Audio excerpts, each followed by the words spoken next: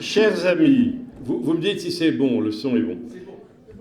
La voilà, cette grande réunion de familles, comme autrefois dans le Nord, célèbre pour ses familles nombreuses, leur opulence, mais leur stricte éducation. Car il y avait aussi ces grands repas hebdomadaires, voire bi-hebdomadaires, où on était 30 ou 50 de la même famille. Ce soir, toujours et encore, c'est notre cher Nord, et donc la brillante civilisation des Flandres, que nous venons à nouveau évoquer et expérimenter, aujourd'hui à travers une lignée. Car nous sommes ce soir au sein d'une famille emblématique du Nord, les Mottes. Bonjour, chers cousins. Car nous sommes, un épais ouvrage serait nécessaire pour traiter de l'essentiel de l'histoire de cette ancienne, prestigieuse et nombreuse dynastie. Les Mottes ont donné de nombreux prêtres, religieux, religieuses, dont une abbesse des Brigitines de Lille au XVIIIe siècle, des parlementaires, des échevins, maires, députés, des lignées de brillants industriels, des présidents de chambres de commerce, de tribunal de commerce, de nombreux membres de la Légion d'honneur. Plusieurs d'entre eux sont tombés pendant les guerres. C'est Éric Motte, une des mémoires de sa famille et un de ses passionnés promoteurs, qui va nous la présenter et nous en montrer sa philosophie de vie. Cette soirée, à la forte identité lignatique, correspond harmonieusement et curieusement avec le lancement public de l'ALF, Association des lignages de France, sœur bien-aimée et complémentaire de l'ANF, Association de la noblesse française.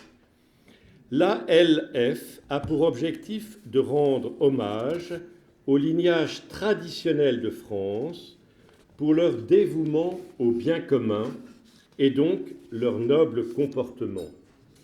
On reconnaît une vraie élite à son dévouement au bien commun qui est son legs principal. L'identité se constitue souvent à travers les siècles autour d'un nom, on le constate, ne serait-ce que ce soir, car l'identité, ça n'est pas politiquement correct, mais c'est une réalité, est avant tout agnatique, c'est-à-dire l'identité du père, du père du père, etc., etc., de tous les porteurs du nom apparentés, descendants du même ancêtre. La science montre cet aspect impérieux de l'ADN. D'ailleurs, une famille n'est-elle pas dite s'éteindre quand il n'y a plus d'héritier mâle? Ne dit-on pas Dieu le Père, etc., etc. Consolider l'identité agnatique apporte puissance, pérennité, harmonie. Prenons cet exemple, porté par exemple pour la 12e génération, le prénom de Gaspard quand on se nomme de Surmont, n'est-ce pas Quentin? Alors qu'on transmet une ancienne tradition lignatique de grands patriciens et d'industriels très catholiques, en est l'illustration. Or, depuis 200 ans, les élites n'ont pas été accompagnées, élevées et remerciées dans leur lignée, dans leur élévation, dans leur rayonnement et leur plénitude, car la République n'intervient pas dans cette mission, tout simplement. Il y a donc un retard considérable de récapituler et d'ordonner toutes les lignées, généreuses en actes nobles, de les signaler par une œuvre pérenne, héraldique, en l'occurrence le blason, et de leur rendre hommage. Telle est la mission de l'ALF. Pour rejoindre l'association, chaque lignage, même débutant, même une personne qui veut débuter une lignée, peut faire partie de l'association. Il doit fournir un thésaurus, c'est-à-dire un trésor agnatique de ceux portant son nom, descendants du même ancêtre et qui ont servi le bien commun, et fournir un blason repris ou créé, c'est tout. Si vous ou vos proches voulez rendre hommage à votre lignée, et si cela n'a pas été fait officiellement, rapprochez-vous de nous. Nous œuvrerons ensemble, avec bonheur, de tout centrer autour de ce trésor. L'ALF peut devenir un vrai outil d'harmonisation de la société.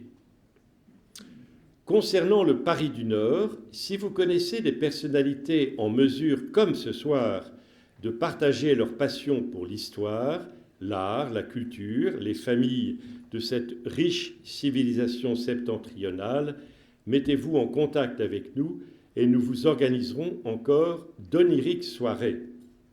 Cher Éric, à toi de transmettre.